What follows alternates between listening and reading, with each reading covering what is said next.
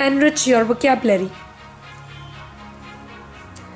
A daily dose of idioms and phrases. Brought to you by NIEL. The idiom is, the ball is in your court. When the ball is in someone's court, they have to take action. Or, it means it is your turn. Example: the ball is in your court now. You should decide what you want to do.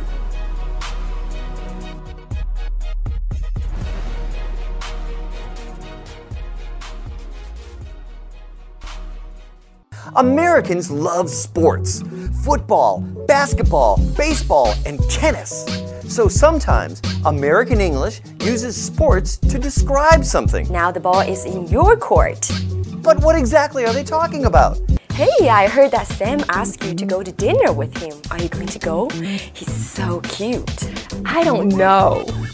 Well, it sounds like the ball is in your court now. Sounds like somebody needs to make a decision or take some action. When somebody tells you the ball is in your court, it means the next decision or action is up to you. Like a tennis match. If the ball's in your court, you have an option to hit the ball or let the ball go right by you. This is a strong expression, and it's usually used when a decision needs to be made soon.